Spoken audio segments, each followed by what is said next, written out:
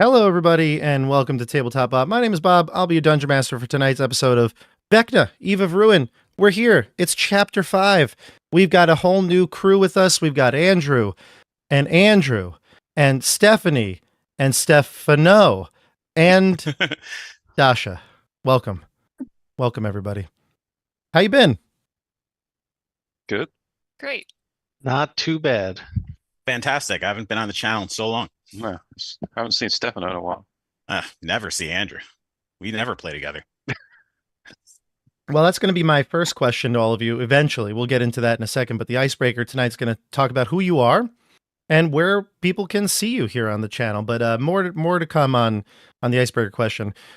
We got to talk about the things that are going on here. I don't know if you realize there's a lot going on the channel as of late. We've got Curse of Strahd. We came back. We broke the curse of Strahd. We finally actually played a game in what was it, 5 weeks? I think we took off. Last night was the first game in a long time because we had so many people sick. We couldn't figure out scheduling with Eldritch Castle. And but we're back. We're back now. Yesterday, some people are saying best episode of the season so far. I don't know if you heard those. Yeah, wow. Mm-hmm. Yeah, reception was really good last night.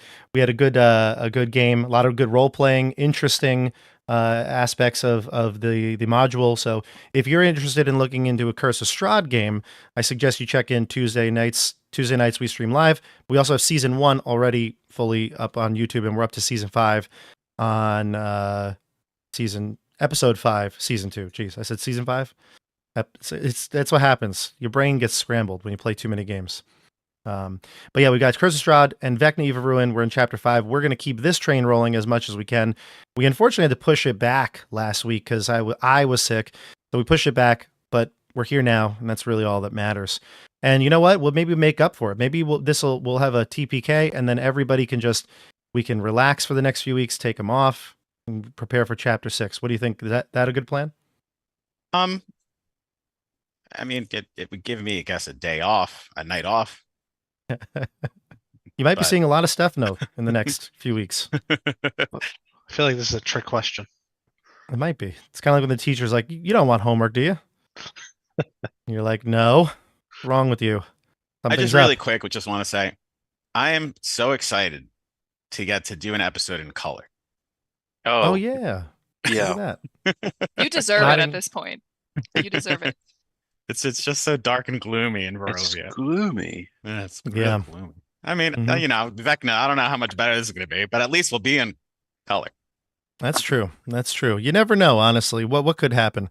Andrew is here. Andrew, you've played in this crazy game already. We're going to start with you.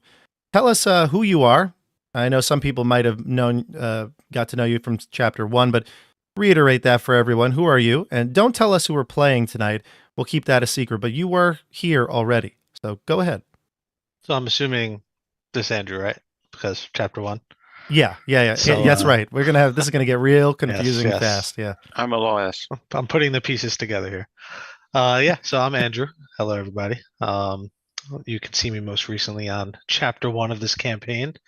You could also see me on Supernatural 20, a bunch of episodes there going way back. And I think you could even see me if Bob posted that first campaign we ever did to Sent to Avernus. There's some episodes, yeah. Yeah. That's awesome. Perfect. Thank you. And of course, we'll see who you're playing tonight. Will you be reprising a role that you've already played here, or will you be playing somebody new? I don't know. We'll find out. There's not too many options for Andrew, though. We'll have to see. And then we jump down to Stephanie. Stephanie, it's been a minute since you've been on the channel. How are you? Yes. I'm always so excited to be asked back. Thank you so much for having me. Who are you? So this may come into play later. I play a few one-shots on Tabletop Bob. Mm-hmm. I've done the Star Trek one. I've done one as Belinda, who is a villain. And I've been most of the time on Supernatural 20. I was asked to do that because I am in real life a volunteer historian for the Old Dutch Church of Sleepy Hollow, and I know that's the Sleepy Hollow Cemetery very well. So, a local legend. Coming to play later. A local legend. Actually, I mean, Sleepy Hollow is like world renowned, right? People know about that all over the place, right? Yeah, I Yeah, I have think so. had people. This past year we had great weather. I welcomed. I think my largest day was about 20,000 people, from all over the world. A lot of Europeans come. Um, and actually, I had the director from a Goofy movie came, and that was very exciting. A Goofy movie. Wait a second. The Yeah, animated we Goofy welcomed movie? Disney for the 50th anniversary of The Legend of Sleepy Hollow movie. So What? it's kind of fun. That's incredible. Really cool. That's awesome. And of course, like you said, you put in a bunch of different things that aren't D&D on the channel. But obviously, we're going to be bringing back one of your D&D characters tonight. Let's find out who soon. Let's jump over to Dasha. Dasha, who are you? Hello, I'm Dasha. I've been on the channel recently in chapter 1 as Iroviel. We'll see if I come back as her tonight or not. I've been in season 1 of Supernatural 20, the original Avernus campaign, obviously, as Iroviel. I've been in a bunch of the Call of Cthulhu games, which are not D&D exactly, but still great fun on the channel, playing terrible, terrible people. And what else? I've been in some other one-shots, Wild Beyond the Witchlight. Excited That's to be not a back. one-shot. Well, I said one-shots, comma, also Wild Beyond the Witchlight. I should be more clear. The comma. Yeah, so I'm excited to be here and play with these people. I haven't played with some of you for a while. That's right. Yeah, and it's like you said, who knows who you're playing tonight? You also were in chapter 1. We'll see if you're reprising the role of Aroviel soon. Mm-hmm. Andrew, been a while since I've seen you. I haven't been here for a whole 24 hours. Mm-hmm. So, yeah, so I'm Andrew. I just alluded that I'm on Curse of Strahd. You can watch that. It's great. You can learn a lot about the Gwaine Dire, which I can tell you about extensively. Unfortunately, not time for that right now. The first one I did was Icewind Dale, which was like a mammoth, super cool campaign in the 10 towns. I've been in Light of Xerxes, the Spelljammer thing, which started off kind of wacky and then gets really serious and dark at the end, which I kind of love that campaign. And I've been a bunch of shorter things as well. Hidden Shrine of Tamachoan, the glorious Morkborg. And I did End of the World role-playing game in which the End of the World happened and I was in Palisades Moor. And I can't go in Palisades Moor without panicking. It's great. I love it. Yeah, we ended up we've done a lot of like these weird little one shots, but like I said, with even Dasha and Stephanie, we're playing D&D characters. So try to think about who he's got. Maybe he has a clue right now. There's a clue actually to who he's playing. He also just said it before. I don't know. There it is. The cat's out of the bag. We'll see. I just wear this all the time. Okay. I just had it on. For those of you who are just listening or you know the audio here, he has someone written on his shirt. So the viewers right now have an advantage over the listeners. So we'll see. All right, let's go to Stefano. Round out this group. Who are you? I'm Stefano. Hello. Great. And I was on everything that Andrew just mentioned, minus Morkborg and Tamoachan, plus Descent into Avernus. Perfect. Yeah. And the big one is Curse of Strahd. Big one is Curse of Strahd right now. Yes. Yeah. I would say Icewind Dale is pretty big. But the one that's happening right now, yes, Curse of Strahd as Canas. And, Curse of Strahd has been a great one, and we're like currently playing it, so that's why it's really fresh in our minds. Like I said, definitely check that one out. But you have played in a bunch of things on the channel. So. Yeah, and so you may have seen me in Vecna in Chapter 2 as Lucius, my Descent into Avernus character, and I was also in Chapter 3 as Percy, my Light of Xerxes Spelljammer character. That's right. That's right. All right, I think we're ready to go. Are you ready to go? I'm nervous, but I'm ready to go. Yeah. Let's do it. Or should we talk about more things? I don't know. Let me think. What we got here? My patio's looking pretty good. How is it coming along? The house. How's it going? Yeah, it's great. Nice. All right. Well, That water rolls right off that patio after the Thompsons. We really right. are filibustering. We actually were talking. Hold on, we were talking about that right in chapter 1, weren't we? Yes, we were. Figured out to give you guys an update. That's right. Thank you. That's very important, actually. See, Mhm. Stefano, you sometimes don't understand the importance of these intro chats because the people here, they want to know more about us. They don't want to really see us play D&D. They want to get us into the, in our world. They want to know what we're like who's behind Dasha. Like they want to know these things. The people have questions. All right. Okay. I Right. gotcha. That's a secret, though. We won't say anything yet. We won't say anything. All right. And Greyhawk Exile, thank you for the super chat. It says, this team's looking good already. I don't know about that. They have some big shoes to fill from Chapter 4. Yeah, Chapter 4 was a wild one.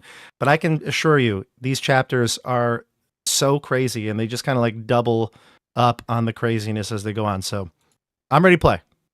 You ready to play? I'm ready. All right, here we go. Yes. Let's see the music. Let's music. Let me know if the audio volumes are good. I'm really more for the people listening rather than you all. But you can cue me in if that's the case.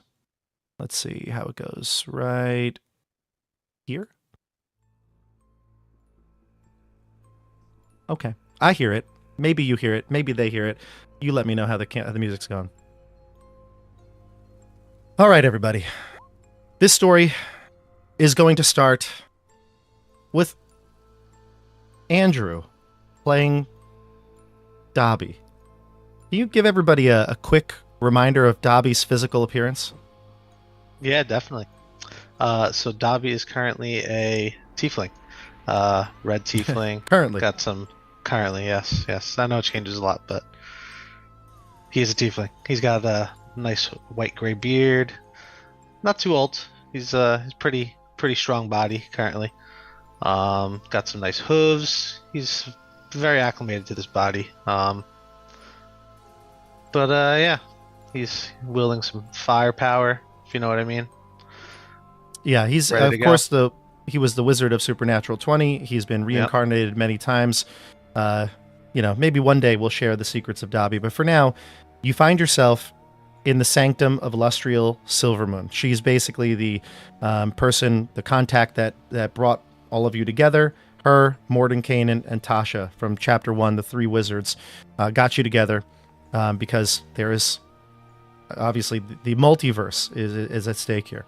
And you are unique, whereas all of your other friends are getting ready to prepare to teleport through a teleportarium. Of course, you see Aroviel, your long friend, Edmund Brycene, the friend to elf and man that you met in Chapter 1, and Bear, of course, your longtime companion, even longer than Aroviel. You've been with Bear since you left the Avernus crew. And who am I missing from that group? Oh, and of course Quentin, he's the bard who can't stop talking after you got him out of that prison. He's been a chatterbox. They're all excited about where they're going, but their missions are more direct. Yours is maybe the hardest to locate. And so Mordenkainen pulls you aside as he's preparing to send you away from the teleportarium, but not to your ultimate goal because, of course, where you're going, he can't send you. So he brings you aside in the sitting room, the parlor, and he says to you, your leg of this adventure might matter more than the others. If we can't get into that place, then it'll be all for naught. You're sure you have a contact, someone who can get you there? Yes, of course, I'm sure. I wouldn't waste our time if I didn't have a contact. And you said you've been to this place before? Yes, but only once, by luck. I think most people only go there once. They don't get a chance to go twice. There's always a first time for everything. I've been there myself. I mentioned this before. I nearly lost my sanity in that place. Anytime you think you have the upper hand, no, you don't. And the ruler of that land rules it with an iron fist. They call him the devil himself. Who is this devil? He kind of smiles at you, assuming that you know who he's talking about. And he says, good luck, my friend. We're all counting on you. And he's going to cast teleport on you and send you back to the Forgotten Realms, to the Faerun.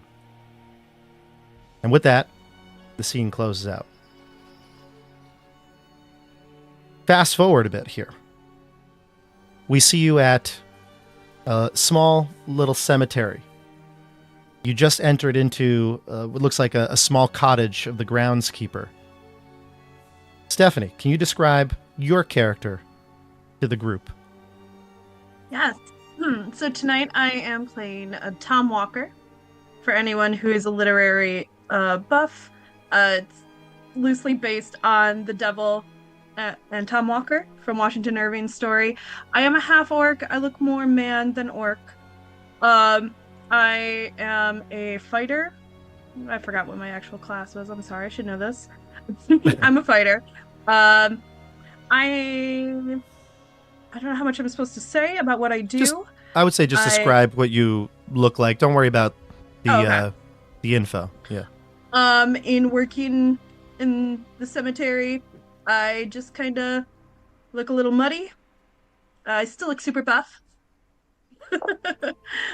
And yeah. Yeah, and of course, this is a friend of yours, Dobby. You're sitting down. I don't know, Tom. Would you offer a drink of sorts to your to this person who's claiming to be a friend of yours? In fact, the last time you saw Dobby, he was an elf, if I recall. So you have somebody here telling you otherwise. But would you offer this person a drink of sorts? I think I would. I usually, anyone who comes into the cemetery with being of mindful step on where they walk, I would offer a drink. Okay. And what would that be? Would it be alcohol? Would it be tea? Would it be... Oh, it's nearly always tea with alcohol. So I tea with usually I pour a cup of tea and then I just take the bottle off the shelf and I'm like, look, if you claim you're Dobby, you would also have some warmth to your tea here. It's my brother's whiskey, Johnny. There you go. So you pour him some a drink, it's tea, a little shot of something extra, and yeah, Dobby, you sit down. This is the first chance you've had to discuss anything. Tom sits before you. Tom, is that you? You know it's Tom. I mean, I'd recognize those muscles anywhere. Yeah, still me. Tom, it's me, Dobby. You don't recognize me? Come on. I used to talk about your muscles all the time. It's had to have been, what, 5 years now? I mean, last I saw Dobby, I think it was more like six or seven. Yeah. Yeah, 5, 6, 7. Pish posh. How are you? I was hoping I'd run into you. Last I saw you, I mean, you had a bodyguard who was slightly in love with you, I think. I couldn't never tell. It's complicated, nevertheless. It's fair. I don't need to know. So I guess what brings you to this corner of the Forgotten Realms? Funny you ask. I'm looking for you. I need some help. Okay. Yeah, I mean, I'm just a lowly cemetery keeper at this point.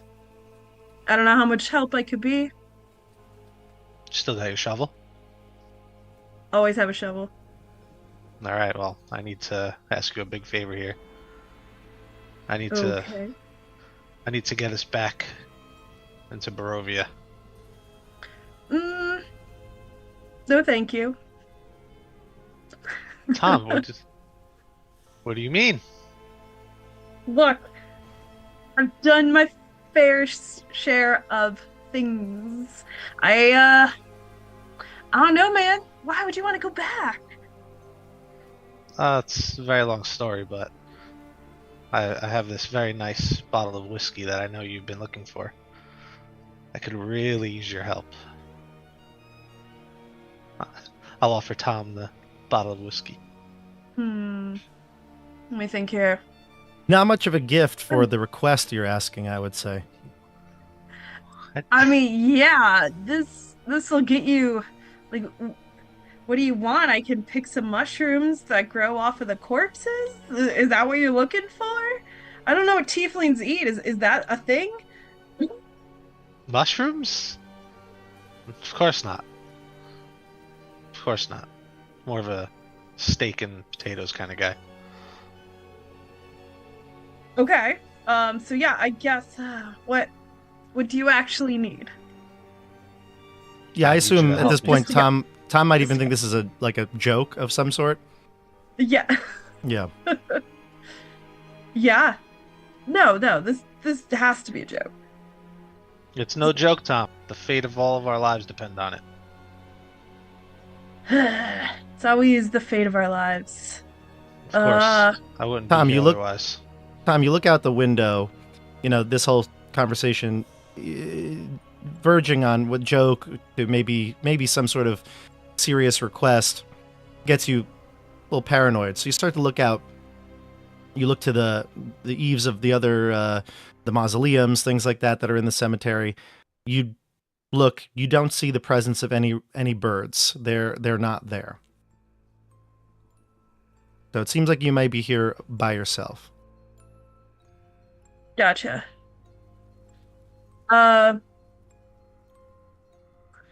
Look, man, maybe we can get back. There may be a way. I I knew you'd be able to help me. Pat Tom on the back. You've been working out? I don't.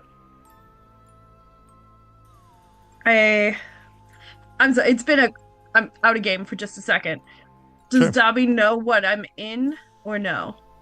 No, Like, okay. or at least you wouldn't know that he knows. Okay. You know, I don't know, man. I gotta think about it. Help me dig around and clean up a couple of these graves. Pull those weeds over there. Let me think.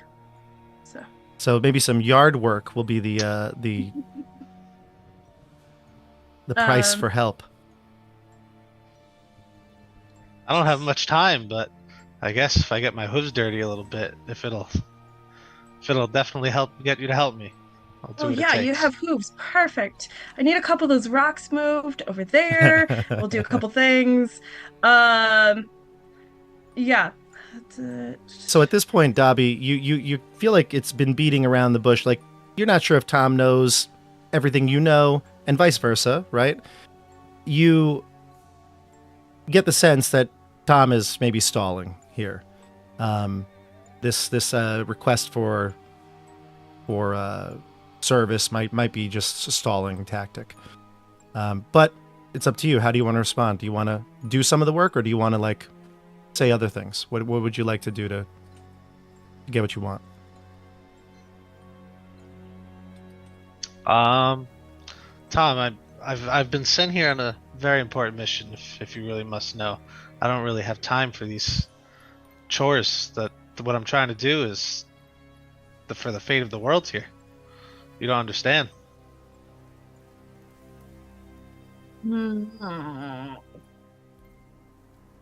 Fine, go get my shovel. It's over there in the shed. We'll figure this out. All right. I will get the shovel. So Dobby, you exit the cottage. No, you don't exit the cottage. Excuse me. You go to the other side of the cottage. You see there's a whole bunch of tools there, ready for the groundskeeper. Obviously, Tom. You can grab a shovel or two and bring them back. Tom will take you out of the cottage, and you can see that there are a bunch of headstones in an early section of the cemetery, an older section of the cemetery. Headstones are cracked. Most of them are leaning. Some so worn by time the inscriptions are unreadable. Can't make out heads or tails of who they were.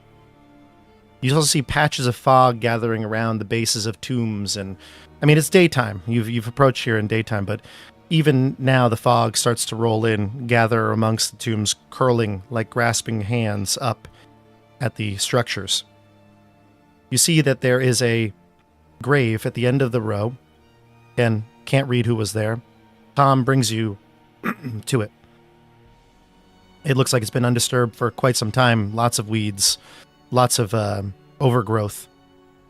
Nobody came here to lay flowers or leave, pray for their loved ones. This one has been, like I said, untouched for nearly, you assume, for decades. No markings, just the earth. Tom, you get to the end of the row, and it's a secluded area.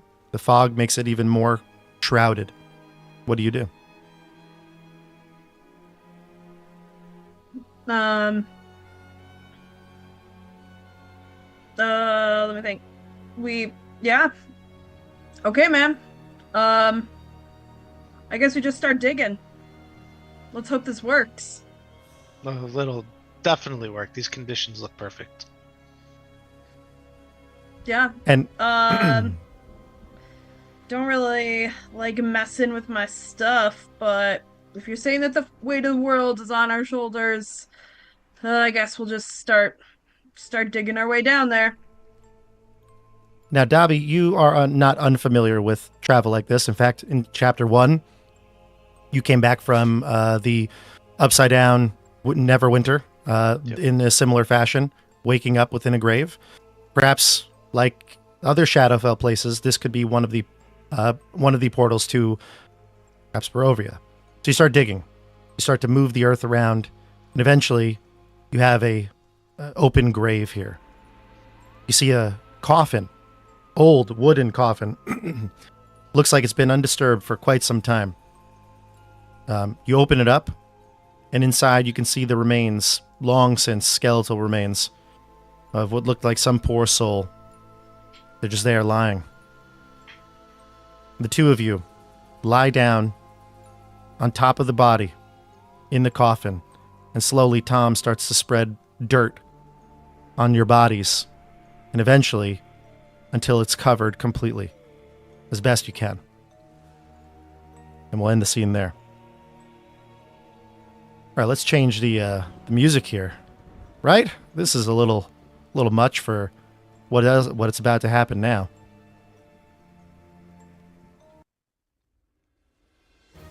Oh, I don't know if you can hear it. Epic. Sounds like some action. Andrew and Stefano, you're running, chasing a carriage through the woods on a moonless night.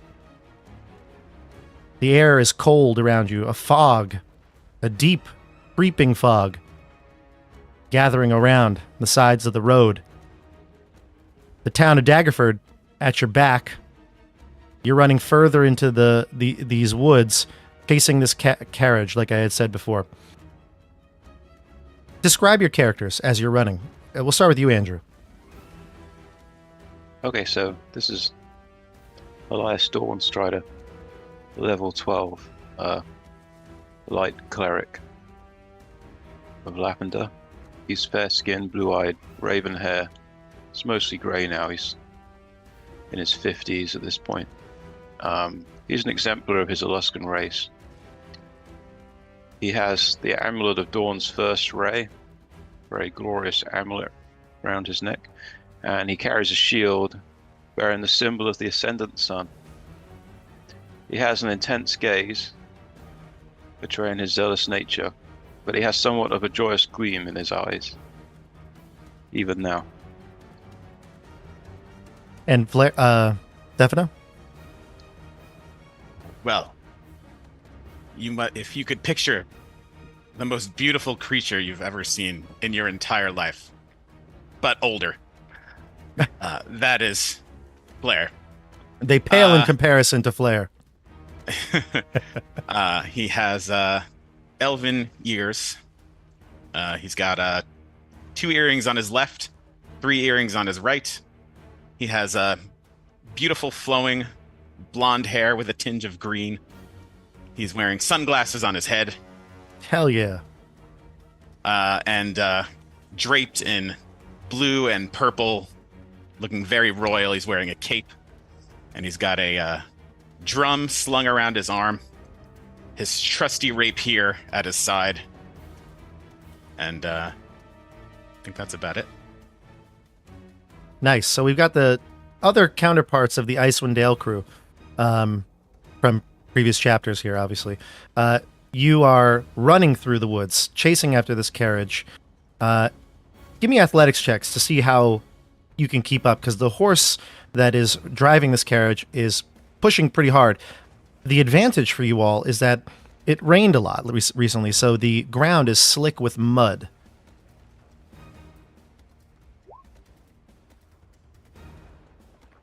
Okay, very nice. So I'm just going to call out the numbers because we're not on Roll20 here, but it looks like you got a 19, Elias, correct?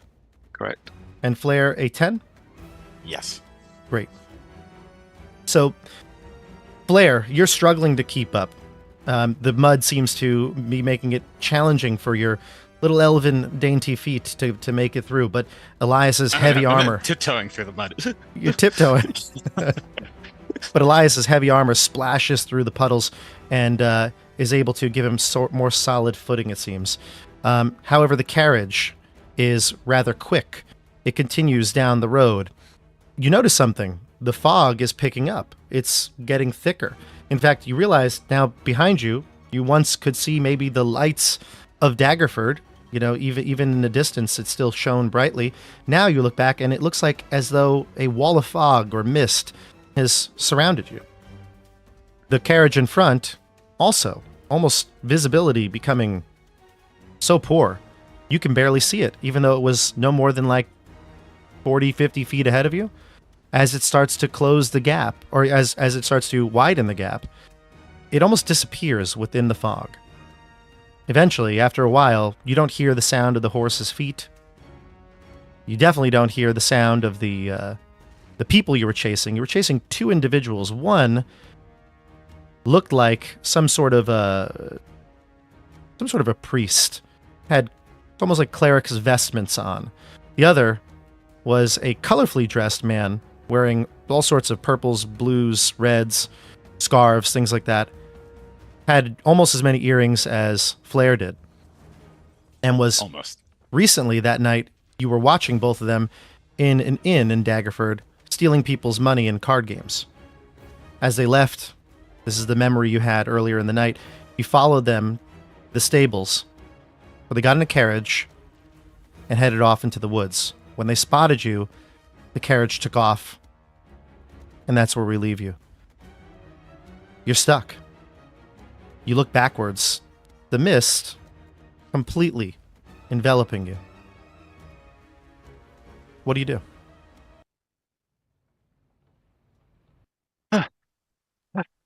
Elias,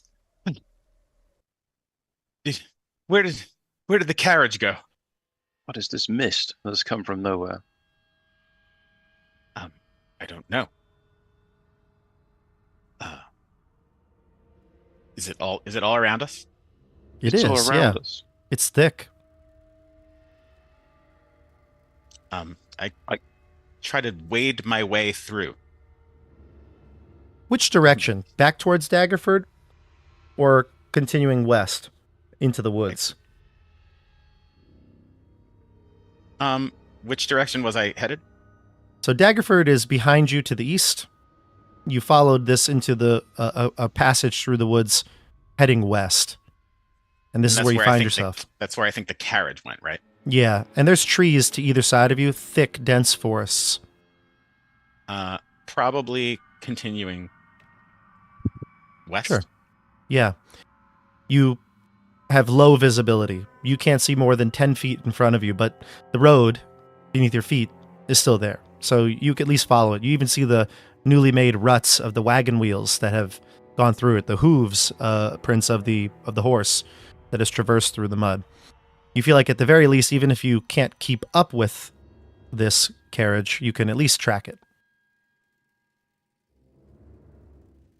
Oh, Elias, there is still I can see the tracks of the carriage. We should continue our pursuit. I think we need some light. I cast a light cantrip on my shield. The I light. pan the shield around the fog. Yeah. And the light penetrates in some areas, of course, but eventually even your light spell cuts off, right? Still, visibility at 10 feet, the light dies out rather quickly. This may be a trap, but I agree we should keep going. The two of you follow the wagon tracks for what seems like hours. You still can keep up with it, though. You're looking for the tracks. It's a small, narrow road, so you feel like there's not many options. There's no turns. I mean, it does twist and meander, and like I said, there's plenty of forest. So at intervals, you can see that there are branches snapped. Looks like the wheels of the wagon have run over them. Some areas, it looks like maybe logs or smaller tree trunks have been moved to the side. So if the wagon is moving, it's not moving at a fast pace. Well, I've got to Eventually, say, though, Elias, of all the Three Musketeers, I am honored, although not surprised in any way, that you chose me to join you in this quest. What exactly are we doing again, by the way? I don't even know why we were chasing that carriage. I thought Daggerford would be an opportunity for you to show some of your musical abilities. Oh yes, they haven't waned whatsoever. I'm sorry I've kept you rather busy with this quest. Oh, it's no worry at all. But who is on that carriage? You just pointed in the direction and we just started running. Yes, we must. I'm looking for something. Something rather serious. But well, we must keep our wits about us. No one's more serious than me. Well, let us carry on. And I cast Death Ward on myself. what does Death Ward do again? It's If you got a 1 hit point, you don't go down. it's like the orc's resilience. Yeah. Yeah. Okay. So you bless yourself with Lathander's magic and continue forward. Lathander Eventually, guide me. yes, exactly. He's guiding you. Eventually, though, the path becomes much more easily traversable. It's not as wet, not as slick. It does feel like hours go by. But the mist behind you starts to change. Rather than it being just a dense fog in all directions, it almost looks like it's a wall of mist behind you. Ahead of you, the fog starts to clear just a bit, and you can see a little bit further. I would say your visibility goes out to about 60 feet at this point. Still pretty foggy all around. But like I said, it's pretty dark, and your light sources are faded. In fact, and I kind of hate to do this to you, Stefano, but everything around you feels like it just loses a bit of color. I knew it. I knew it. I had no idea we were coming here. No, I thought we were going to Daggerford. You said Daggerford. I had no idea we were coming here. And at the beginning, I'm just like, it's so nice to have another session in color. Oh, I feel bad now, but it's all good. Somebody already said, Tasman, poor Stefano. Poor did he? Okay. That's too good. And then I just typed, at least we're still in color. Oh, did you? Did. That's sad. That's sad. Well, look, only time will tell if the color will come back. Maybe it's just technical difficulties here on the channel a lot, I'll get it back eventually, I think. It's all right. Next campaign, maybe. Maybe. You find yourself coming to a small, very small, roadside clearing. You can see up ahead, it looks like a fire has been recently snuffed out. You can see and smell the smoke. And up ahead, you believe that you can even see, as I said, the fog is clearing, a person. There's a humanoid. And it looks like they are hiding amongst the brush and the trees near the campfire up ahead on your left. Hiding poorly, I should say. Enough that you can sense that there's a presence there. Ahoy there, man. Come out. We can see Hello. you. What are you looking at? That There's man no there. response. No response. Come out. I'll walk towards him. I'll move you to a new map. I think everybody should be able to see the map, though not everybody's character tokens are there. So let me just bring our viewers to. Oh, there it is. Yeah, we're here. Good. So you can see that there's a person here hiding just outside the brush of the campfire, although not very well, like I had mentioned. You can see the woman as you approach stands up. She's got it's a dark woman. skin, dark hair, a wide brimmed hat. She's wearing almost all black. I actually have art for her, but I'll show it in a second.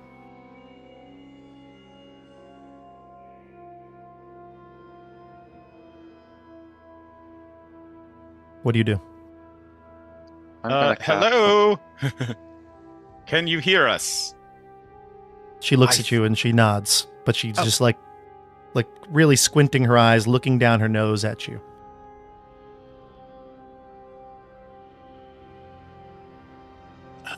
Elias, this is weird. I'm gonna cast Thaumaturgy and make my voice boom. Come here, my woman, and talk to us. This voice booms out in the woods here, and she holds up her hands like this. I mean you no harm. Move on. Go on your quest. Leave me be. Did you see a carriage roll by? She shakes her head. No carriages this way. Not for some time, I'm sure. But she looks down at the ground. There's clearly wagon wheel ruts in the ground. But they do look dried at this point. Like I said, it got less wet and rainy as the night has gone on. You're having this conversation. In the meanwhile, Dasha, your character has been out gathering firewood. Why don't you describe what your character looks like as you hear a loud booming voice in the distance? Yeah, so my character is a young man, older than when you last saw him on the channel, but still, in his mid to late 20s. He's tall, he's wearing splint armor that looks well worn but well taken care of. This is a man that takes care to make sure that all of his equipment is in really good working order, meticulously. He's got light brown hair, gray eyes, fair skin, and he's got a long sword on his hip and a shield with him as well. And he's, grabbing firewood, grabbing sticks of different sizes, larger, smaller twigs for kindling, and I can imagine he's kind of bending down to grab a stick, and then the booming voice happens and he kind of freezes and slowly straightens back up. Yeah, and although you're in the thick of the woods, you can maybe look back towards your campsite and you notice that the light is snuffed out. So you're not really sure what's going on. You slowly approach back towards the campsite. Give me a stealth check so we can see if you can go unnoticed. Mm-hmm. Yeah. I'm going to put down the firewood very gently, carefully, draw my sword as quietly as I can, and have it out as I creep up. Stealth check, you said, right? Yeah. You have disadvantage from your armor? Yeah, I do have disadvantage, yeah. Okay. Probably a 12. Stefano and Andrew, what are your characters' passive perceptions? Passive perception, 15. 19. Oh, God. You hear a companion of this woman sneaking around in the woods just to the north of you. I'll place the token because there's no reason why you wouldn't be able to see at least the silhouette at this point. Oh. We see you there in the woods. Yes. Who is your friend? What is going on? Sounds like the jig is up, Dasha. Your character has been spotted. You look at the two people as you get to the edge of the tree line, and you can actually see certainly they don't look like the people that Sarasanda has described to you. One of them maybe might. There's one here that has many earrings. That strikes you as weird, probably. And the colorful clothing, and just what did you say Flair was also wearing? Was it a cape and sunglasses on my head? Cape and some sort of goggles upon his head. And the other, though, with a drum and a lute and a rapier. Yeah, so not typical of the people that maybe Sarasanda described, but that one closer. The other, you see the symbol of Pelor on their shield. All right. My character will kind of confused, but let out a little sigh of relief and walk out into the clearing with kind of his arms raised. He's still holding the sword, but kind of like a, I mean, you no harm gesture. And you can also notice up close now, he also has an amulet of a sun on his chest. And also tied around kind of the pommel of his sword, a red silk scarf. And he approaches you with his arms raised. Weapon and shield are still there, but he is he's almost smiling. He's trying not to maybe smile, but he looks a little hopeful almost. Oh, well met, my man. I see you are a devoted follower of Lavender, as am I. Lathander, as am I. Haven't said that in a while. I am hearing that. I will put my sword away, put my shield back on my back, and stride up to you, like full stride now, and kind of reach out my arm for like a grasp, a strong grasp, and not the hand, but the wrist. Yes. Exactly, and he'll grasp your wrist, and it feels very firm and strong, and he'll say, "Well met, my brother. I do not follow Lathander, but I follow Pelor, a god of similar renown and similar light. Though I know of your god, and I had a good friend once who followed his ways, and you must be a good man." Ah, you follow Pelor, the derivative god of Lathander. Well met indeed. Well met. Is this someone we were looking for, Elias? No, I don't know these people. But perhaps they can help us. Perhaps. What are your names, and how did you come to be here? And the woman will echo that question and say, "Yes, go ahead. Tell us exactly how you came to be here." And she looks a little aggressive. A blade of pure light emanates from her hand. This is what she looks like. She says to you, "Orel, be cautious. Do not trust any passenger by." I can trust this man here, for he wears the sigil of a good god. I fear nothing from him. And by extension, I say we embrace his companion as well with open arms. Yes, Flair is also quite a reasonable man. Oh, I'm sorry, Elias. I can introduce myself. You need no introduction. Who am I? Who am I? I am the party's bard, or the party bard, wink. Flair, rock god of the Three Musketeers, champion of the 10 towns, or was it 7 now? Oh, who cares? Champion of many towns of Icewind Dale, ender of the endless winter, which earned me the moniker of Solar Flare, a name heralded throughout the region. Savior of the Bakanawa, with naught but his trusted rapier, I heroically slew the foul creature who had taken its mind captive, freeing it from psychic torment, and thus saving the Three Musketeers from certain doom. Writer of epic ballads that will sweep you off your feet, including my new single, I Was There, performed in front of a record crowd of 15,000 7 to 10 towners. Would you like to hear an excerpt? No. All right. When the endless winter was ending, I was there. It is so good to meet you, Flair. As Thank you. party morale was bending, I was there. When Three Musketeers was trending, I was definitely, totally there. The one, the great, the only man was there. One more verse. When Rogal was out there sauntering, Sir. I was there. As Edmund winked before he My good stabbed man, the enemies in the listen. back, I was there.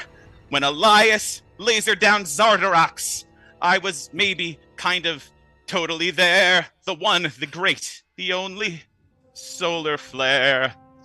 That's only half the song. You're going to have to come to a concert if you want to hear the big finale.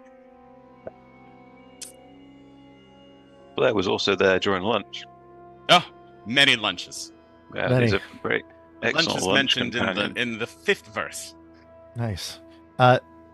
Dobby and Tom, you wake up, and this scene ends. We'll be back very, very soon, so hold on to that thought. Dobby and Tom, you both wake up, reaching for air out of a shallow grave, breathing heavily. You feel like you just woke up after holding your breath for like hours, essentially.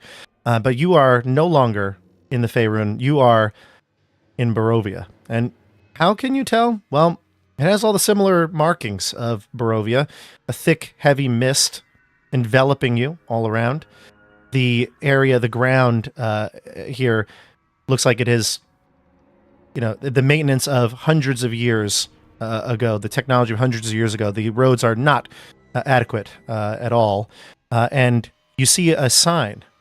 It looks like the sign says, it's a frayed, not sign, excuse me, I apologize, not a sign.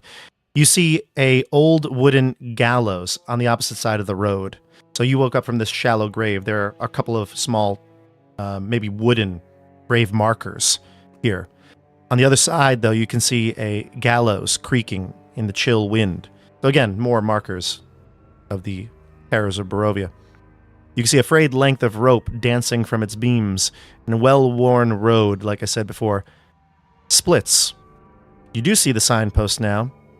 To the, there are 3 directions.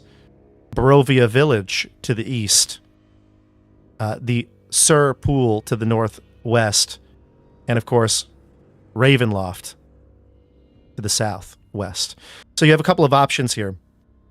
But you know that if you're going to do anything, you're going to potentially locate an item, you'd have to go and find people. So the village of Barovia seems like the best place to go, because the Castle Ravenloft is probably not where you want to go. You start to head down the road, and as you do, you can hear a song being sung. You hear of this character named Solar Flare. And up ahead, you can see a group of adventurers in the middle of the road, near a snuffed-out fire. How do you approach? Do you want to hide? Do you want to approach openly? Is that the way we have to go for the village? Correct. He's calling a lot of attention to himself. I think we should just try to stay away, man. Yeah, I definitely agree, but we should just, if we have to go this way, we need to make sure that we won't be followed. We should make sure they're of no threat. Kill him then? Nobody should kill them. Oh, sorry. Just the DM hoping. DM's already trying to start a full-out brawl, like just the first meeting. Wait a minute. Kill him. So you want to roll initiative? Is that what you're saying? Did you hear that voice, Tom? That's very strange. Fire.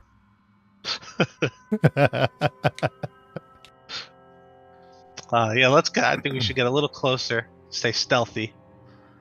But just to make sure we know what we're dealing with here, so we're not surprised later. Sure. I'll follow your lead. I really don't want anything to do with that here. Yeah, All right. that's fine. So could we stealthily approach? I'll have Hockey, slightly out front with me as always. Sure. Just Wow, trying why to didn't get... you lead with Hockey? I would have seen Hockey and immediately knew it was you. Well, Hockey's just like always keeping a finally lookout for me. appears. And I'm like, oh, knew you were Dobby this whole time. Look at that. Totally called it. Do you have Hockey with you? Of course. When do I ever not have him? Gotcha. However, Hockey takes on a different appearance here in the lands of Barovia. So when you call Hockey to you, again, you woke up out of the grave, you assume Hockey was with you. You call Hockey to you, but instead of seeing the beautifully feathered bird that you're used to, you see a skeletal bird. Just Does this the surprise just me, the or- bones. Yeah, it's shocking. Yeah. I mean, I do remember Hockey having feathers before. You remember the name for sure. I definitely remember the Don't I? name. Yeah. I look at Hockey. What happened to you? Hockey, remind me, Dobby, I'm not sure if Hockey had a speaking voice, correct? Did we ever have him speak to you, or he just kind of like... No, just telepathically with me. Right, okay. He never actually spoke. Got it, okay. No. Yeah, so Hockey just kind of like telepathically gives you the sense that, what? He's fine. You know, nothing's changed. But he looks at his feathers like, it must be a product of this place. It's very strange. I don't recall ever seeing something like this. No. What would you like Hockey to do? Well, now I'm a little concerned. I don't know if I want to send Hockey out alone. I'll have Hockey stay with me as we get closer. Okay, Just great. because I'm not sure what's going on. I don't want to risk anything. I'm going to place your tokens, though, on the page here. So the two of you are at the top left side of this page. You can move yourselves where you'd like to be. You can see the group ahead of you. They're talking. They don't seem to notice you yet. You haven't really made yourselves known. If you want to try to get closer, you'd have to give me a stealth check to be unnoticed. Can we make out what they're saying from where we are? You heard a song being sung, and it just finished. And after that, their words are a bit muffled. Sarasanda says to the rest of the group, "Lower your voice.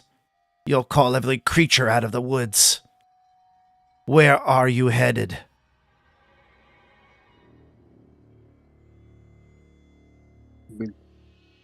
I have no idea. We look were at following a Elias. coach. We're following these coach ruts. She looks down to the ground. She bends at one knee. She grabs the dirt. "Not long ago, it seems. Maybe a day." A day? It just came this way. She says, "Time works a bit differently here. You are aware of where you are?" We're just outside Daggerford. Yes. Aurel gives her a sharp glance and says, "I fear they have come here by mistake." Ha! She scoffs. "We'll be on our way. Good luck to you all. Come, Where- Aurel." No, where, wait. Where is here? Yes, what do you mean? Where are She we? goes and collects I mean, her things. She'll let Aurel speak on this. Daggerford is just that way. We just got caught up in some fog. I am sorry to tell you, my friends, that you are very far from Daggerford and probably very far from any place you have ever known. This is a place that is somewhat easy to enter and very difficult, if not impossible, to leave. You are in the land of Barovia, where I have been living and working for the last 7, 8 years. And I too came from a place far away and have not been able to leave. I'm so sorry. And Dobby, you hear the words, "Aurel." Aurel, you introduced yourself before, correct? I did introduce, yeah, my name is Aurel. Mhm. You hear the words, the name Aurel, and 7, 8 years ago, kind of all checks out. You see the amulet of Pelor. Yeah, Tom, you would eyes also kinda- recognize Aurel. my eyes kind of widen. I kind of get a sense of hope. Someone that we've encountered already might be able to help us. So do you want to I approach then? I look at Tom and I tell Tom that I'm familiar with one of those travelers, but I don't know anything of the others. And Tom would recognize Orel too. Oh, right. Yeah. No. No, Tom came in the second season. No, Tom was Tom- there with you in Tom was in Barovia. Ravenloft. Oh, I'm sorry. I can't remember. That's okay. I'm sorry. It's only been been like 2 years, 3 years. 3 years. 3 years, yeah. Well, I mean, Yeah. I kept dying. I couldn't remember when Brum died for real and Orel left. And then I have Tom. Anyways, I'm sorry. Spoilers No. for Supernatural 24. That's right. It's like saying if you haven't watched the Sixth Sense by now, right? Huh. Everybody I still knows the don't know ending. how Harry Potter ends. No one tell me. I still don't know. We'll keep it a secret. Anyways. Oh, yeah, if that's Orel, let's... now, I guess we'll approach. No problem. Yeah, she doesn't seem to be on guard or anything, right? She looks relaxed. Very relaxed. Just shared a predator-style handshake with Yeah. the Lathanderite. So yeah, we see that and we know there's nothing to worry about. Everybody turns as you see two figures headed your way.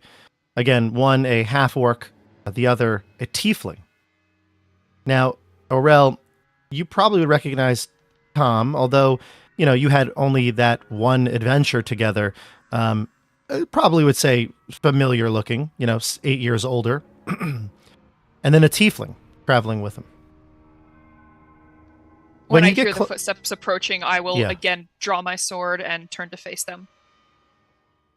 And you realize who it is. Whoa, At least Orel, Tom. man. It's me. We're cool. We're cool. Well, I think he actually, seeing you, he's already kind of had a shock now seeing two people from his realm enter by accident. Now he's seeing two more people that he knows came back from his realm. He hasn't met this many new people from his homeland since he's been here. So he kind of, I feel like he's going to stagger backward a little bit. He drops his sword, his eyes widen, and then he runs to you, Tom, and gives you just this big tight hug and is just laughing, crying because he's so happy to see you because it's been so long and he didn't think he ever would see you again. Well, Tom reciprocates the hug to a point and is like, okay, weird, but it's cool, man. You're fine. But how did you, he'll step back. How did you end up here, Tom? And your friend, is he from don't our... you recognize Dobby and Dead Hockey? I'm sorry. Dobby? Yes. No. It is me. Although Hockey seems to be under the weather currently. I'm still trying to figure that out. What happened to you? You are different. I think he lied too many times and he grew the horns. I don't know, man. I don't fully trust him. Long story of betrayal with our old guild. I don't want to get into it right now. But yes. If you are truly Dobby, what is the name of your dearest companion? You can't recognize Hockey? He's right here. I know he seems a little skinny right now, but I assure you. Your other dearest companion. Oh, you must be speaking of Bear. Yes. I see you really are Dobby. It's weird, right? It's weird. It is very weird. How did you come to be here? It's been so long. Why are you back? We're here on purpose. I should have asked more specifics, but this one here came and said the world needed us, and he gave me a bottle of something. Now, this conversation's happening, you're close. You rushed over to him, you gave Tom a hug, you now realize it's Dobby. Maybe you even said the word Dobby a little too loud, but Sarasanda, your companion, starts to come over. She's gathered her pack and her things, and she says, "All right, we are ready to move on, Orel. But who are these?" And Sarasanda looks and really eyes the two of you, the newcomers here, Tom and Dobby. She She looks at you. Dobby, you recognize her almost instantly. This is Sarasanda Alester. She's a High Inquisitor of your former guild, the Supernatural 20, that the Supernatural 20 crew was a part of. She does not recognize you, because obviously she hasn't seen your new form. But you recognize her almost immediately. When she comes up to me and like stops and sees the group, I'll say, Sarasanda, you did not tell me reinforcements were coming. I thought you came alone. This is wonderful news. Speak plainly. What do you mean? She goes over and she eyes the two of them. They are from the guild. Have they not come here to act as reinforcements in our mission? Who are you? What are your names? By the way, all this is happening. Elias and Flair are probably super confused. So you can speak as well if you want to interject. But she demands your names. No. I'm Tom. Our names don't matter, Tom. Our names don't matter. We are not a part of any guild. Now, remember, because it's been years since Tom has been here. Tom was not a part of the guild. Tom was a traveler on the road that got kind of swept up in your whole ordeal. But Dobby would have definitely referenced Tom with the guild at some point, so that's possible. Although the name Tom could be anything, and Sarasanda had nothing to do with the mission to Barovia, so she may not know Tom, but she certainly would know you if the name came up. So you say no, names aren't important. No, and I know I left this guild because of deception, so I definitely don't want to give her more information. Ralph is like, name. This is Dobby. Don't you recognize? Oh, maybe you don't recognize him. I didn't recognize him at first, but he's from the guild. He's here to help. Are you not? The immortal wizard Dobby. Very interesting. I thought you were dead. Seems you really are immortal. That is what they say. These are not the reinforcements, Orel. They are disgraced from the guild. We are the reinforcements. They're not reinforcements the either. Guild? No, of Aurella's course just not. confused at this point. Well, Who are those two guys? well, These are new friends. This is a merry meeting indeed. I'm glad you all know each other. Dobby, Tom, this is Elias. He follows Lathander, as our old friend Yagnir once did. How is Yagnir? How is everyone? How are they also gone from the guild? What has happened in these last... I have so many questions. Doesn't Aurella's, anyone like, want to know who overwhelmed. I am? No. I have not yet spoken my name. I am Elias, everybody. Hello. We should follow the coach tracks. We can catch up later.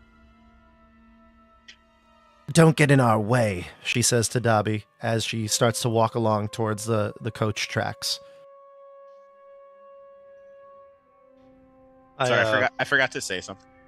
If Go for anyone was inspired by my speech and my song, they can get 17 temporary hit points. Wait, doesn't it have to be done during a rest? Oh, it does? I thought so, maybe not. Inspiring leader. Did we hear the song? You can spend 10 minutes inspiring your companions. Choose up to 6 allies, including yourself, that can see, or hear, or understand you within 30 feet. Each creature gains 17 temporary hit points. Once per short rest. All right, Don't worry. I got plenty of stories. Yeah.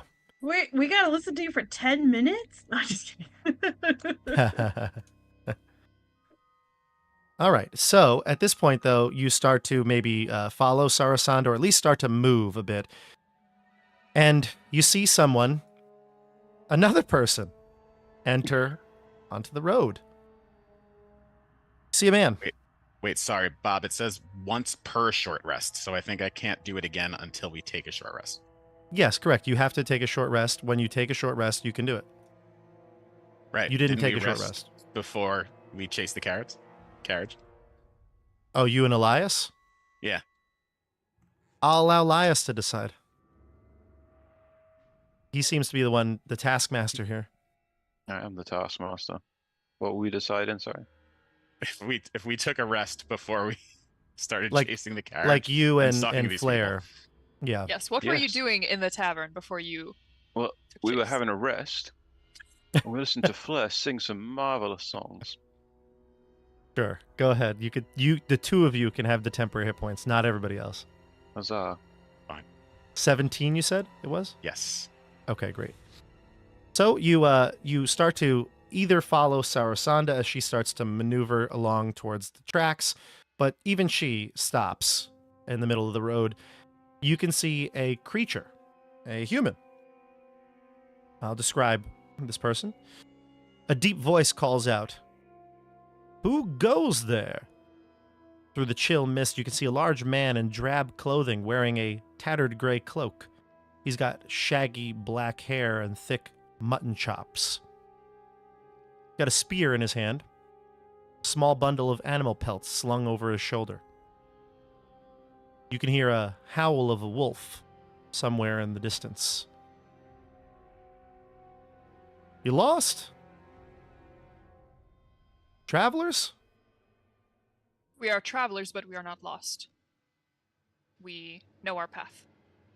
You look lost to me. This big burly man walks over to you all. You sure you're not lost? I could point you in the right direction. Where are you headed?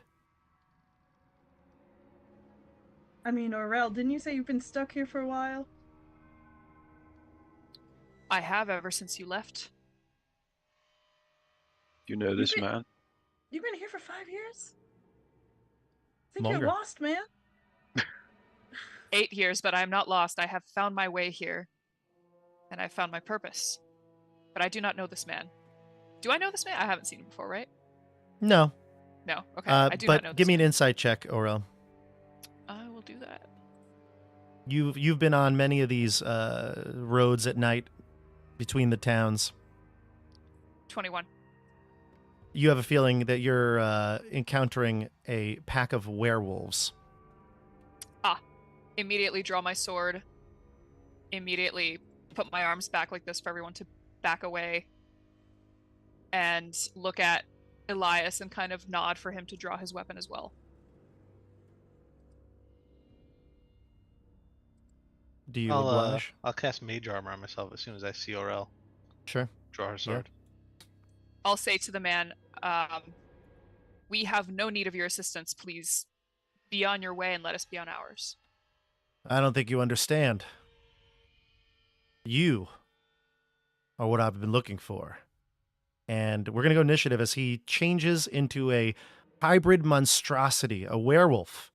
And you can hear the howls of other wolves in the distance that may be joining you shortly. Let's roll initiative. I'm going to put the tracker down. Oh, okay.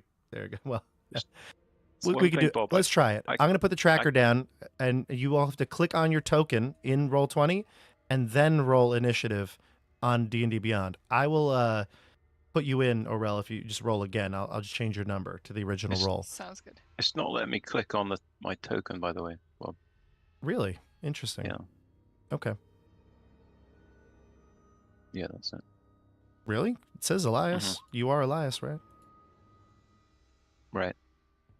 I did it. I don't know what that word is next to my character. Do you see that? No. On the turn order? It Oh, says... hold on. I have to clear it. I'll do it again. Do it again. Roll, or you know what? I'll just write it down. What'd you all get? I did it twice. The second time. Tell me your went first onto roll. My icon. First roll. Do me your first roll. I'll just write it out for this one. First roll is an 11 for Dobby. Dobby 12 for 11. Aurel. 12 for Aurel. Mhm. What about Oh. Tom? Just a minute here, sorry. Go ahead. Stefano? 16. Elias? 13. Okay. And Stephanie, what do you got? I'm slow. I'm very sorry. Give me a second Okay. here. Initiative. Oh, I got +0. Oh, +1 to it. Whatever I just rolled. So 12? I believe so. Okay, great. So we'll put Yes. Tom Yep. and Aurel at 12. Great. Okay, let's do it. Let's jump into combat here. You can hear the sound of wolves coming clearly. There's more creatures out in the distance, but we're going to start with. Let's see here. The wolf gets the jump on you all with an 18. Oh, and also Sarasanda. I got to roll for her too. Let's see what she gets. Okay, she's at a 13. She'll go below after Elias. Okay, let's start with the werewolf. So the wolf takes this initiative here. He is a hybrid form, so he looks almost like a humanoid wolf, like what you think of typically as a werewolf. Little artwork there. He runs towards Aurel, Sarasanda, because she is clearly the first creature, and will attack. We'll do claws as well as a bite. Okay, so Sarasana is going to get hit for one attack, and she's going to get hit with the bite. So she's going to have to make a Constitution saving throw. Let's roll that for her.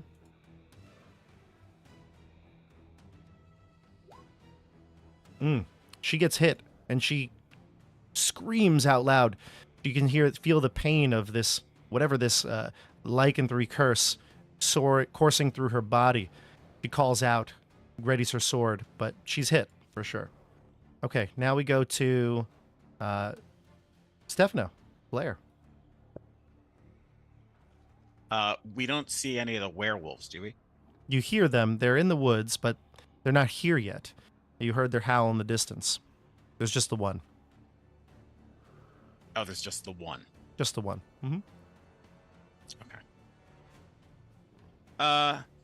I will attack the lycanthrope with a Eldritch Blast, which is part of my magical secrets, by the way. Cool. It's just like I'm playing Canas. Yeah. Here it is. All right. First beam. Did it not go through? I don't see it yet. Andrew, can you move your token now? Let me see. Oh, there we go. No. Ugh, is it 11? Let me do a refresh. In 11, you said? Yeah. 11 is not hit. Do you have a second second. attack? Yeah. Mm-hmm. 15. That'll connect. Cool. This is going to do 8 force damage. Okay. And I get 3 at this level. So the third one is a 27. 27. For 4 force damage. Okay, great. Now, you get the sense that some of this damage doesn't go through. It seems to, shrug off a lot of the damage. It seems like in its this unnatural form, it has a resistance to damage. Ooh, to magical force damage? Yeah. Wild. I mean, not that is resistance, not resistance, but it shrugs off some of the damage. Okay. All right. Yeah. All right, now we go. Oh, do you have more? Wait. So Go for it. I will, as a bonus action, I will say to everyone in the party, be prepared to see the incredible fighting prowess of Elias Dawnstrider, spiritual leader of the Three Musketeers, and you get a bardic inspiration. Uh-huh. And then I run backwards 15 feet. I scamper. It looks like a scamper. Nice. All right, I think I figured it out, Andrew. You should have access now to it. Okay, yeah, got it now. Okay, great. And it would be your turn. And remember, you have okay. it's a D8, correct, Flair? 10. A D10. Wow, you guys are high level. So, what shall I start with? I'm going to start with something simple. Where's it gone? I'm going to cast Spiritual Weapon A floating spectral weapon. A spear decorated with a rising sun appears right next to this werewolf. And I made an attack and got bizarrely 28 to hit. Nice, that's going to connect. And he takes force damage equal to 1d8 plus my spellcasting ability modifier. Oh, it says 12. Yeah, it already rolled the And he damage. takes 12 force damage, yeah. It rolled the damage, yeah. So 12 force damage to the werewolf, and I'll put a little token there for your weapon so far. Okay, great. So that was actually a bonus action to cast that. Correct. With my action, I'll cast the Sacred Flame cantrip. Okay.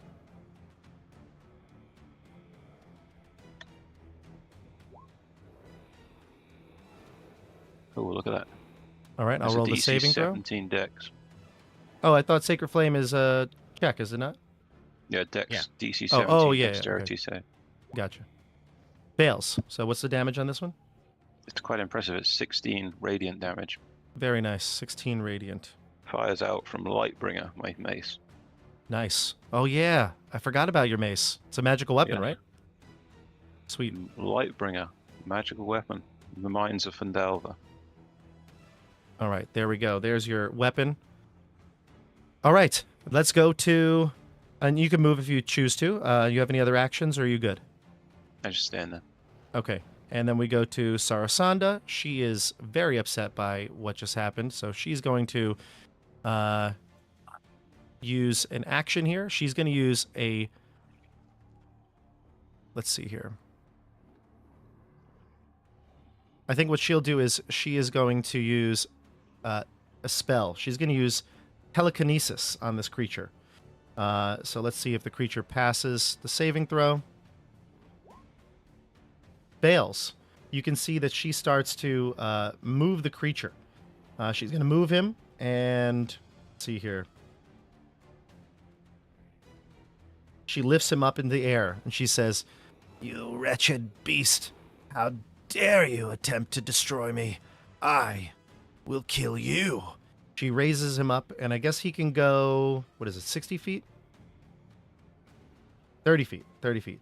She rises him up in the air. He starts to flail. You can see his body writhing in the air. He's like, "Let me down." And she refuses. She's going to keep him right up there. So she throws him up into the air, and she says, "Let us go, quickly." And she's going to motion to the rest of you to move. She flings him up into the air, probably towards one of the trees over here. It'll be Orel. You're up next. And then Tom, you're on deck. She flings him into a tree so we can't reach him. Yep. She's like, "Let's go. Get out of here." Do I hear any other werewolves approaching from any side? Yeah, I would say the werewolves are all coming from the south. So, like, this direction. Okay. I'll follow her wherever she's running, and I'll grab whoever's nearest me. I think that's Elias. Yep. And grab his arm and say, "Let's go. We need to go." Now, she still has control of him. She's not like letting... It's not like she's like letting him go. She's like using the force. But she flings him flung him away. Okay. No, she like drops slams him up into the tree, like kind of intimidating fashion. But she's still holding on to him. Okay. Yeah. I see. I say we move while he's down or up in the tree in this case. So I guess was this the direction we needed to move? Yeah, correct. Mm-hmm. Okay. I will move. Is that a double move for you, or is that a single move? I'll do, I guess, a double. If she's just gonna hold him there while we run, I guess I'll double move. Mm-hmm. Okay, move your token. Yeah, I'm not one to run away, but I think that'll take me to almost the edge of the map. Perfect. No. Hang on. Tom, you would be next. Dobby, you're on deck. I'm like motioning for everyone to follow me. These are not creatures to be trifled with. We must leave. I mean, if Orel says that, I follow suit. I don't think there's anything near me, so I think I'll follow Orel. Okay, move your token. You can double disengage. move if you want. We were heading. Oh, I'm sorry. This I don't know which one's Aurel anymore. Right over here. Orel's way down here. So if you want, you can go. Yeah, that's like 15. You could use the. There's a cool tool here you could use, the line tool. I see. Okay. Yeah. Yeah. Let me see where I was. Sorry. So like right here would be 60 feet to go right behind Orel. Okay. I don't know if I you. was one behind, so I will move myself about here. So. Gotcha. Do you see my line? I'm not sure if you see it when I make it. I see a green line, and now I see a red line. Gotcha. So that's Elias, the red line, and I'm the green. I just realized though on our player view it doesn't show up. My line the GM line doesn't show up, but I see yours, Elias. So yeah. Well, that's not me. Oh, it's not you. Oh, okay. I had the red line. Oh, you. Okay, good. Dobby, so I see yours. Yeah. Okay, let's go to Dobby then. All right, I'm gonna follow in hot pursuit here with Aurel, but before I do, I'm gonna turn around to the pointy-eared, colorful guy and yell, "I think you're going the wrong way!" And I'm just gonna take off the other way. And then they became best of friends. All right, and then we go to the top of the order here. It would. Oh, and Hockey. Do you want Hockey to do something, or just follow you? Yeah, I just had him follow me. Flare. You'd be up after the creature. The creature's going to try to break out of this thing, but that'll be its turn. So go ahead. You can make an action. All right. Let's see if it does. I will follow hastily in pursuit while saying, "This creature is no match to the might of 2 of the 3 musketeers. But of course, as you are running, I must follow suit." The werewolf, while you pass by, you notice, grabs onto a branch and hurls itself up to the top of the tree. It frees itself from the telekinesis. He It screams a snarls little at bit. you. Yeah. We'll go to in the middle Elias. in the middle of him saying that he's no match. What do you do to it? You what? No, as I'm in the middle, I'm like, "This creature is no match for the might of 2 of the 3 musketeers." Elias, you're next. Okay, so I'm gonna dash here, but for my bonus action, the spiritual weapon is gonna move next to the werewolf. Okay, I don't think it can actually get to it because it's 30 feet up in the air, and I think the weapon only moves 20. Feet. Yeah. Yeah. But you can put it I'll in move it towards opposition. him. Yeah, exactly. Actually, you can. I can't move it. Can you just drop? Well, don't do that. Drop it back like 4 squares, so it's between us and him. Like yeah, that? That's it. Yeah. Okay. Yeah.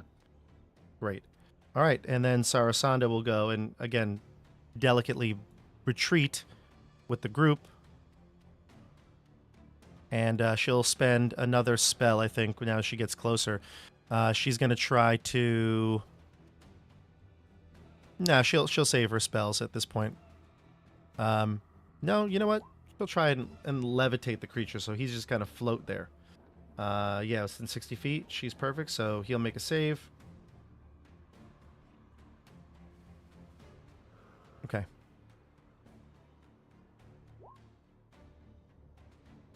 Yep, the creature's going to unfortunately succeed. And she says, "Run, there'll be more here. They'll swarm us. We don't hurry." And then we go to Sarasanda's done, Aurel, and then Tom. And Aurel, are you just moving at this point? At this point, yeah, I'm trying to get everyone to follow me because I've maybe even dealt with this before. Of like when one comes, you think you've got him covered. 20 more show up from the woods. It is So, true. They do hunt in packs. I'm trying to get everyone to move and follow me, so I guess that moves me off the map. Okay, so then the group is pretty much out of here after 2 rounds, right? 2 full rounds, almost all off the board. Yeah. Yeah. Okay. All right. So we can pause it here. The werewolf, even though he realizes that he's got reinforcements coming, he retreats back into the woods to hide, and realizing that at this point he was not a good roadblock, and he will slink away into the night. All right. Consider yourself lucky that we let you live for another day. That's right. That's right. All right. So after a few more moments, you can catch your breath, you run, and you feel like you're in the clear after sprinting away from the encounter. You continue on, and eventually you see the village of Barovia. You're heading in from the east here. Now, Vorel, you've been here a number of times in the past 8 years, so this is not unfamiliar to you. But for the rest of you, even Tom, you and Dobby, this is something you haven't really encountered much of. And when you were here the last time, you tried to get out pretty much as quickly as you came. Let me describe the images you see here. You see dismal houses and outbuildings that line cobblestone streets. You can hear the sounds of villagers in this gloomy little town. There is fog still present, but it is mostly on the outskirts of town. As you finally get to the village itself, you can hear the sounds of the people echoing throughout the alleyways. You even hear the sound of children weeping. You hear people closing their shutters, lights being turned off as you pass.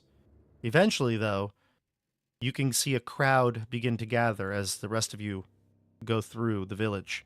More villagers emerge, and eventually you feel like you might be even surrounded by a small mob, 20 or so people. They actually have artwork for this. Rather disturbing.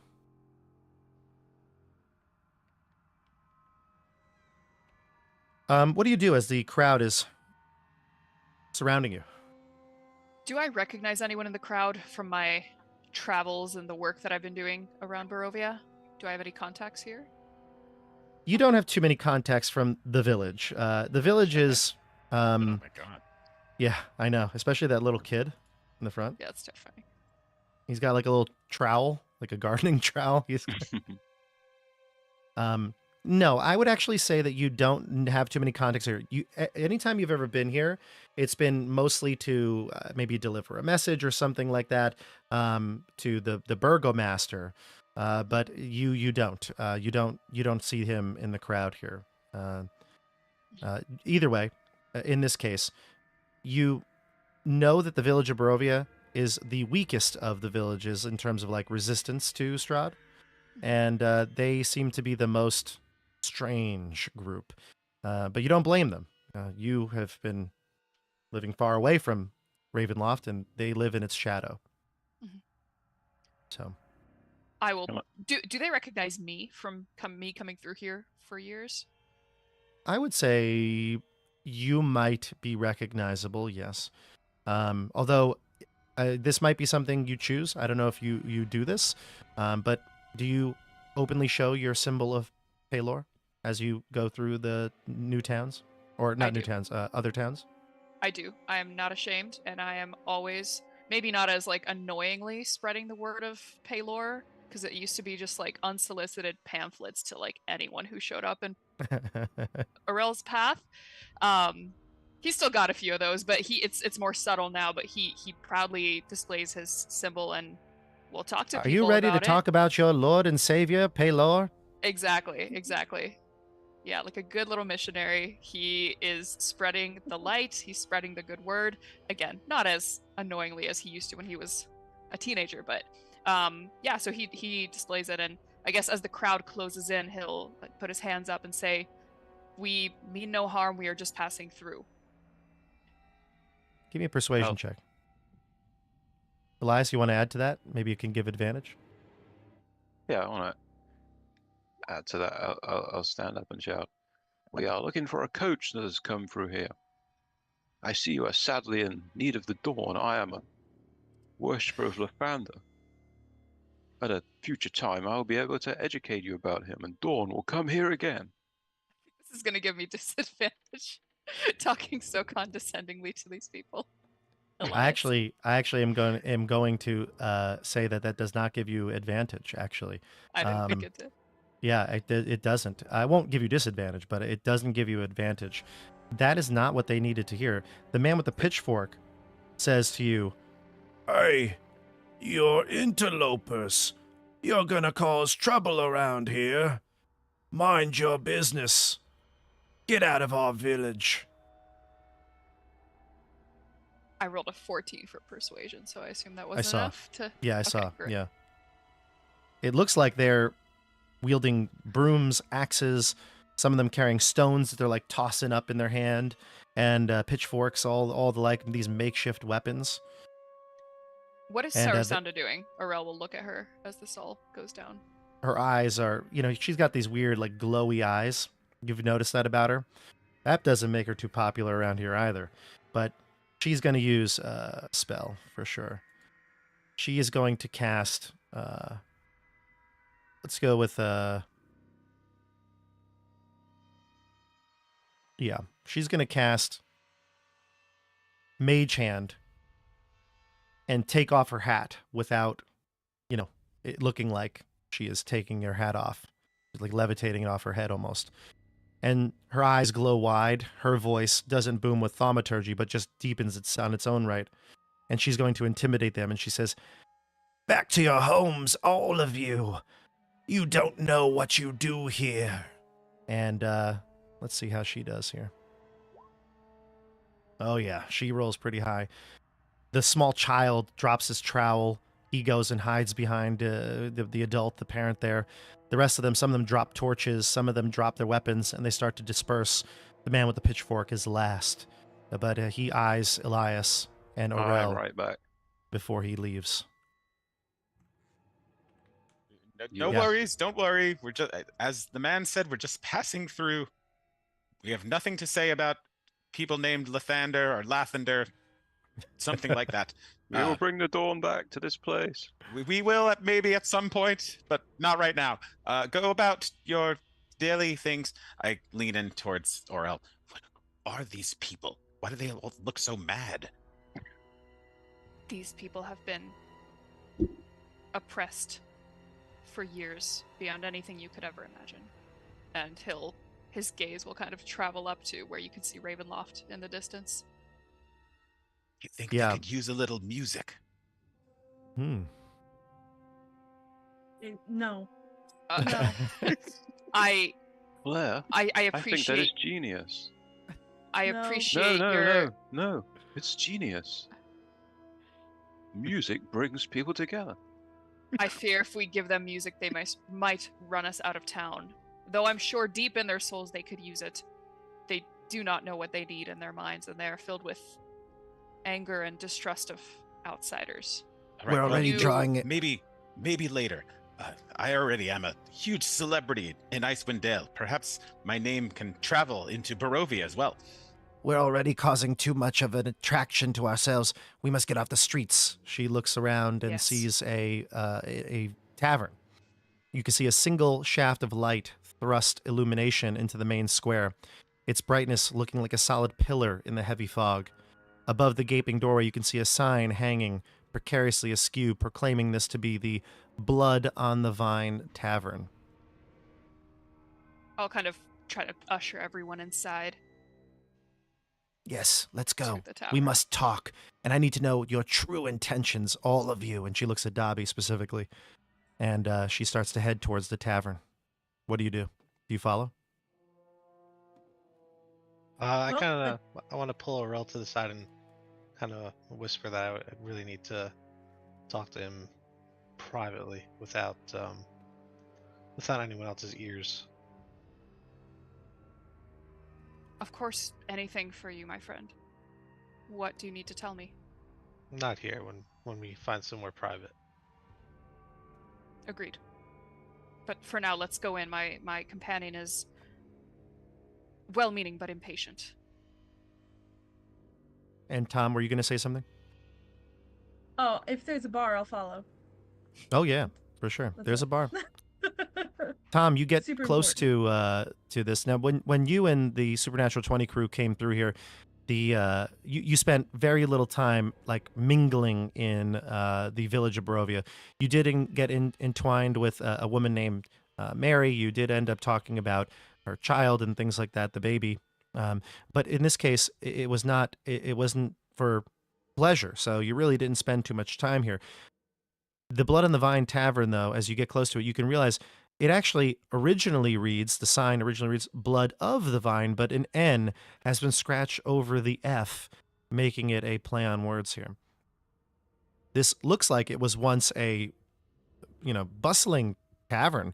It's relatively shoddy. looking now. You do see a blazing hearth in the fire in the hearth, which gives scant warmth to a few huddled souls within. You can see there's a barkeep, and there are some people who look very similar to the coach driver you were chasing, Elias. They look like they are more of a Mediterranean olive-like skin. They wear bright, colorful clothing. They're 3 women. The coach driver you saw was a man. He doesn't seem to be in sight, but they dress very similarly. And Sarasanda heads over to a small table in the corner that's private.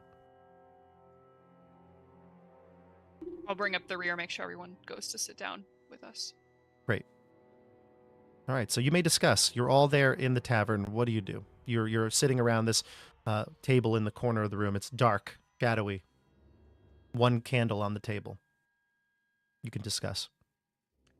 I have come here looking for necromancers. They have an artifact of some power. Morale, have there been any changes of late? Any goings on? Bob, would that track with what I've been told by Sarasanda, the group? Yep. Yes. I will nod. Don't speak of our mission. We don't know these people. Well, of course you know me. I'm Flare, Solar Flare, Ender of the Endless Winter.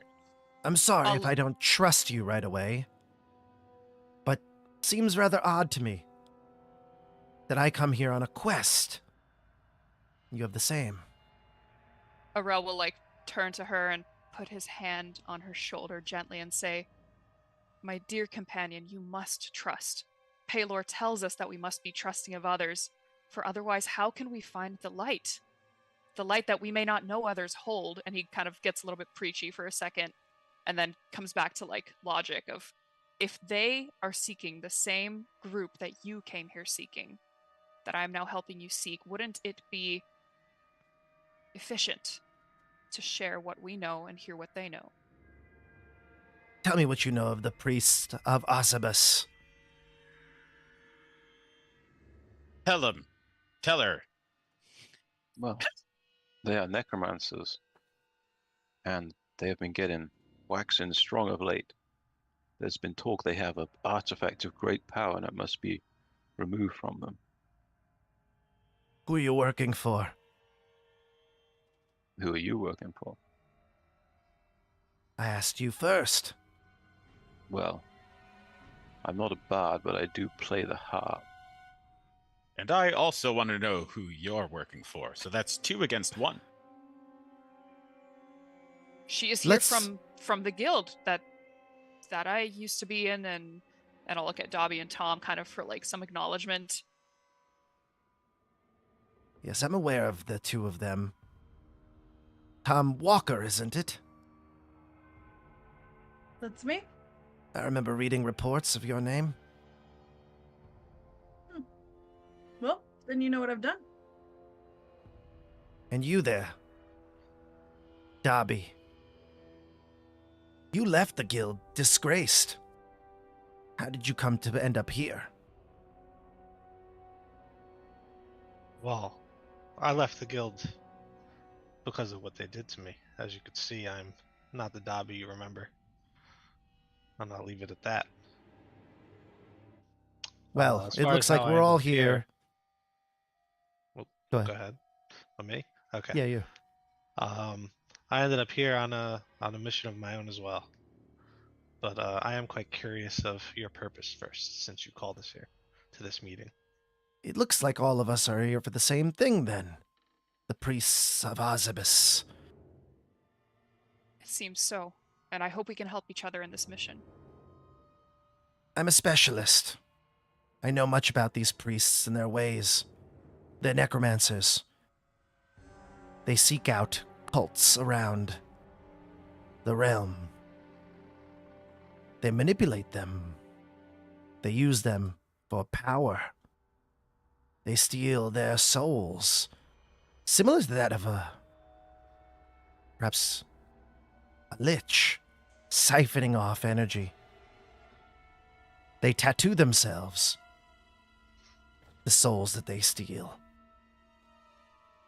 It either grants them powers or abilities that they would not have otherwise, or grant them long life, eternal youth. They have perfected this ritual. They require sacrifices.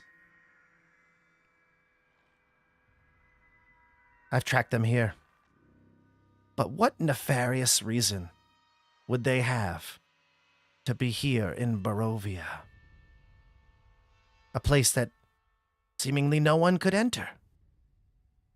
And yet here we are, 3 different groups, all finding our way here. Suspicious, isn't it? Someone comes over to the table, interrupts the conversation. There's like silence. The bartender asks for your drink orders. You give it to them quickly, succinctly, and then they leave. And she looks at you, this calm, this silence, kind of very tense right now. Bob, with what they're describing, would that ring any bells with me as far as the artifact that I'm looking for? Well, she never I said don't anything really about an know. artifact, but Elias did. And if he's saying that a group that he works for, that he might play the harp for, I think that's pretty obvious to all of you. You're pretty high-level adventurers. The Harpers are a spy network. They are typically a force of good.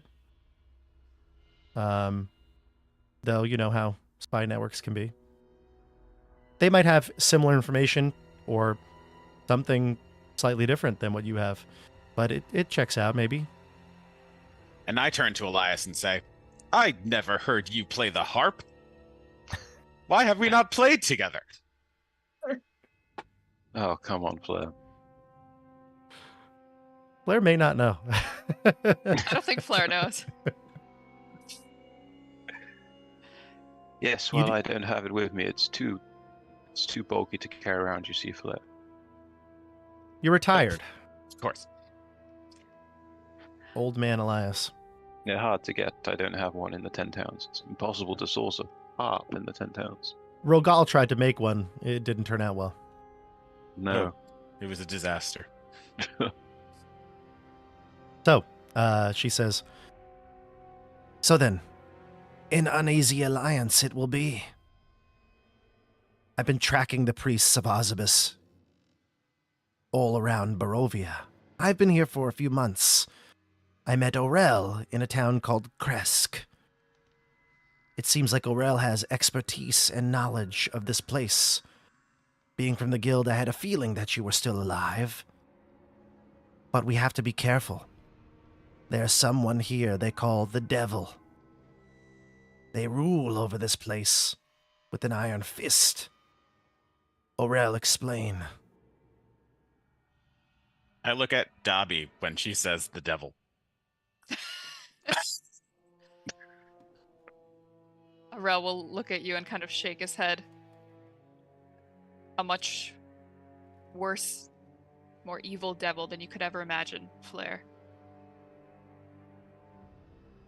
His name is, and I'll kind of like lower my voice to say his name.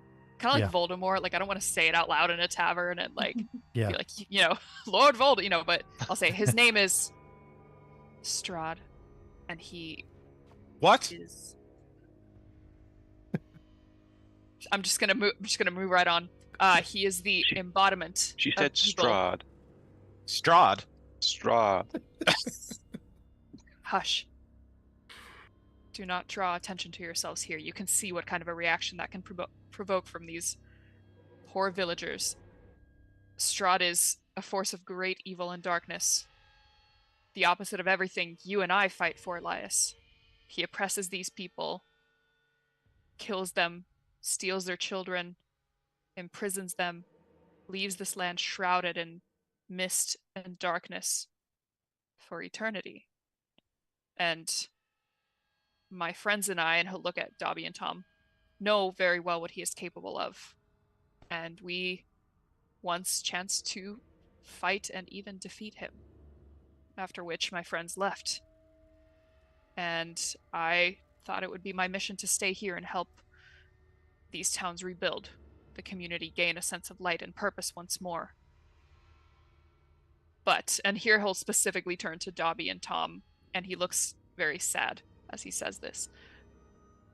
6 months after you left, 6 months after I began building a new life here and helping these people rebuild, the mist, the darkness all came back. And we knew. Strahd has returned. And I do not know what it will take to kill him again. We have tried.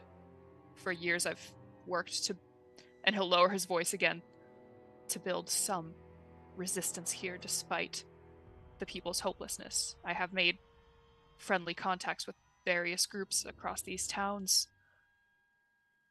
I have made friends, allies, and yet the fight continues and Strahd still reigns. So, you see, the problem here is that we cannot attract attention. He lords over this land.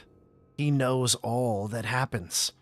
If he catches wind that there is something going on in his village, he'll be right on top of us. What does he think of these priests of Azarbus who are here now? That's what I need to know. Why are they here? What's their purpose? Why is he allowing this? It doesn't make much sense to me. Unless he is working with them somehow. I do not feel that. Perhaps he has brought us here to rid them, get rid of them, so we can rid him of them. So an uneasy alliance it is. Quo. If Strahd has brought you here, then I fear for your souls. Also, as Sarasanda was saying the thing about, like, we can't draw attention, like, if Strahd finds out, he'll be all over this and, you know, get us, basically. You see Aurel kind of, he's got his sword, maybe even, like, laid out on the table, maybe he's, like, polishing it, but you see him kind of, like, grasp the scarf that's tied to the pommel of his sword. And it has a smell to it, does it not? Yeah. It's and maybe even Tom kind of smelled this when you got that big hug from Aurel. It kind of smells like lavender. Not lavender, correct? Not lavender, no. Right. It smells like lavender. Lavender. Maybe a paladin's like anointing oil or something like that, but not a typical smell for a paladin. It smells of lavender. She says to you all, So, here's the plan. We're headed to this village because somewhere on the outskirts is a house. Yes, that's right. A home. The villagers have a nickname for it. They call it Death House. Though I'm sure it's wonderful. A cult, led by the family there, has long since been taken residence in the village. I believe that's where the priests are. They find other cults. They get in thick with them, and they leave them all in their wake. Pawns in their plans. That's where we need to go. That's where we'll find him.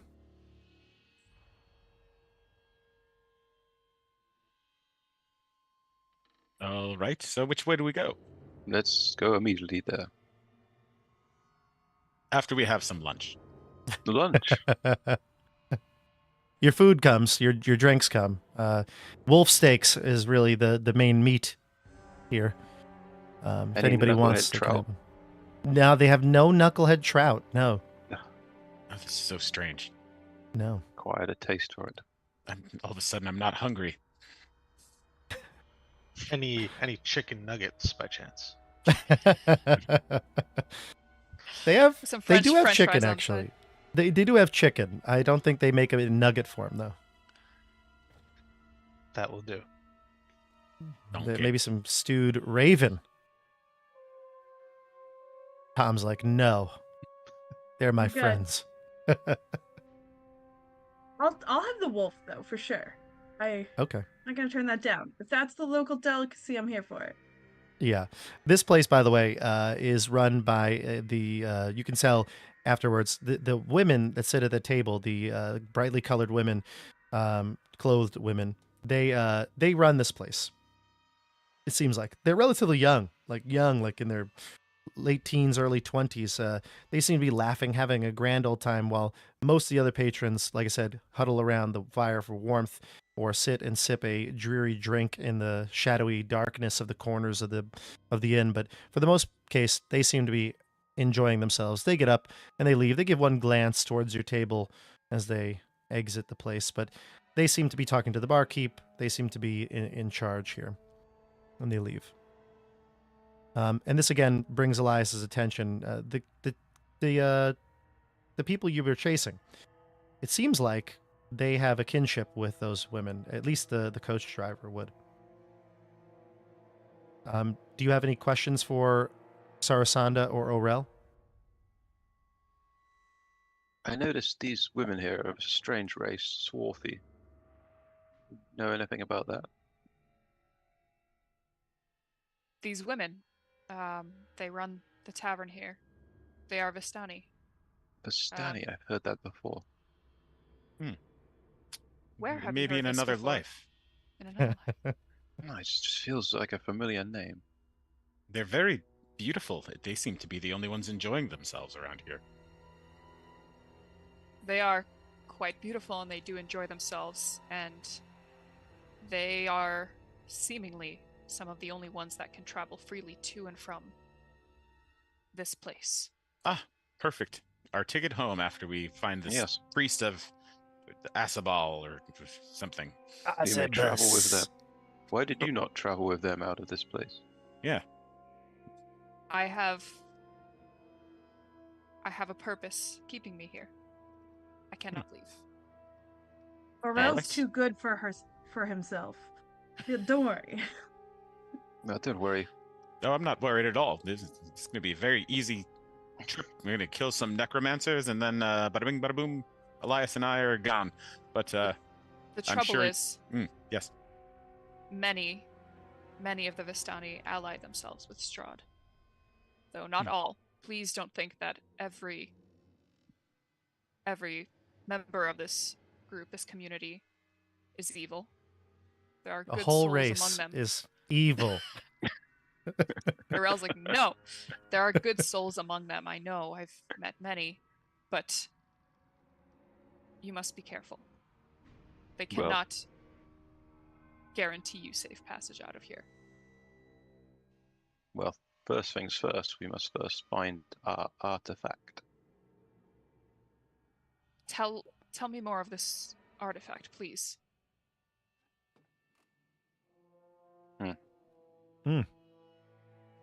Indeed.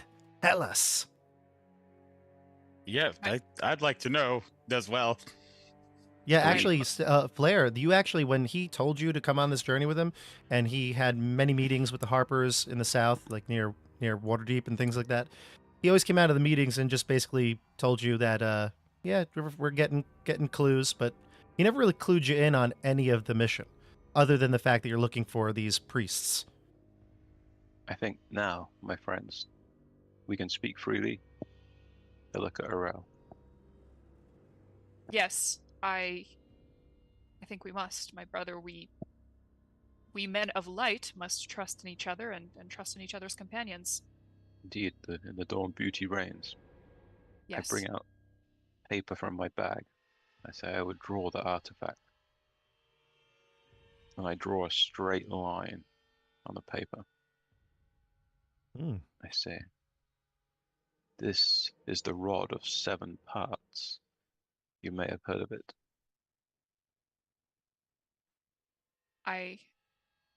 That looks like a straight line.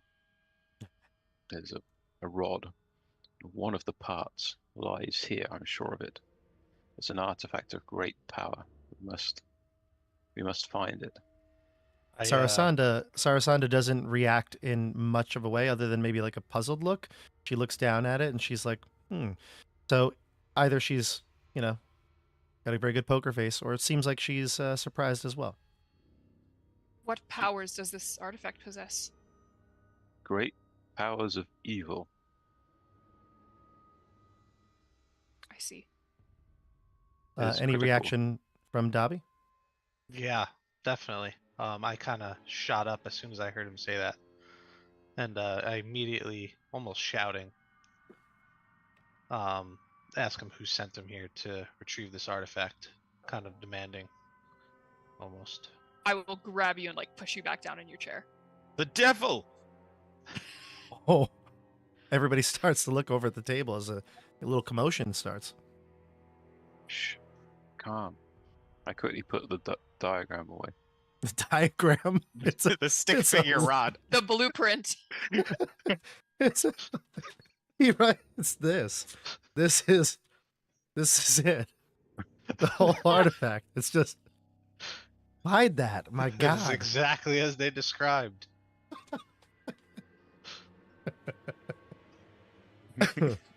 Sarasanda says, Here it is. "Let us go." Sarasanda gets up. She doesn't want to draw any more attention in this inn. She starts to head out. Do the rest of you follow? Yeah. Yes. Yeah, I Before I follow. leave, I will leave a pamphlet of Paylor on the table. It's a little bit crumpled. I'm running out of them, but I will leave it there. Okay. Can I pull Aurel back before before Aurel leaves and kind of while Yeah. we're alone? I'm standing Yeah, there like I, smoothing out the pamphlet. I want to whisper to Aurel that, like, kind of like urgently, almost nervously. This isn't good. This is the artifact that I'm here for as well. It's not good if another group is also after it. This might cause issues. But my friend, is it not better that we all seek the same purpose? You and Elias, I assume, seek the rod to destroy it, to rid the world of its evil. If it No. is truly evil. Kind of shouting. We must No. not destroy it. Shh, It you is must not be evil. quiet. It- What do you it's mean it is supposed not to- evil? It's supposed to save us. I don't have time now with everyone here to explain it, but this is the only thing that could save us. Save us from Strahd? No, even worse than Strahd. My friend, there are not many in the world that could be worse than Strahd. Who do you speak of? I look around and I kind of whisper, I've only heard a name. They call themselves Vecna. He said the name? Has Aurel heard the name before? No. No. Aurel looks a little puzzled but nods and says, well, if you say this rod can help destroy a power more evil than Strahd, then perhaps we can first use it to destroy Strahd himself and bring light to this land finally. You could help me do this, couldn't you, my friend? Of course. We must make sure it's not destroyed. I need this artifact. Let us learn more about what the cleric has to say, what they know. Tom, you look back. They're still talking at the table. You're kind of like at the doorway of the tavern. Everybody else is, starting to head down the road. What do you do? Me? Well, clearly the mead kicked in. And I don't want to be here. Sure. Dobby convinced me I have to save the world. And now I'm looking for a stick figure. And I'm not super happy. Do you It is call your nice to see Aurel, as Aurel hasn't changed in the past 8 years. No. Seems But- the optimist of all time. Yeah, but after the day coming up out of a grave, seeing dead hockey, and And a werewolf. yeah, just running away from a werewolf, which is not something I normally do. I I would have walked up like Dobby said he wanted to talk to Aurel alone, and I trust him, so I left. So I didn't hear any of this. No, right, exactly. All right, so you leave, and I think, Aurel, you see that Tom was at the doorway but now is gone. Maybe it's time to get moving here, Yes. not draw suspicion. Mhm. All right, so the group heads down the street. You go through some alleyways. I'm sauntering down the street. That's fine. Yeah, in fact, I think the whole group is sauntering. Sarah saunters down the street. Never mind. Sarah Sandra saunters down the street. Down the street. She seems to know where she's going. Aurel eventually catches up to the group with Dobby. You can see houses lined up. These almost like these what's it called? Townhouses, basically. These narrow but yet very tall homes. Most of them are abandoned. It seems like this would have been a time of greater wealth in the community. So very few of these houses actually seem like they are functioning. Though one at the end of a row has lights on. Outside of the gated front yard, you can see a boy and a girl standing in the middle of the dirt road. The grim house behind them, you can see the boy is weeping and clutching a stuffed doll. The girl is trying to quiet the boy as you approach. I have some artwork for you here. Let's switch over to the Roll20 screener.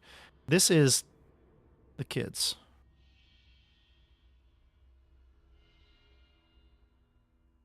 You see the two. The girl hushes the boy. She turns to you, and she looks at you, and she says, "There's a monster in our house. Mommy and Daddy told us to play outside. Please, will you make it safe?"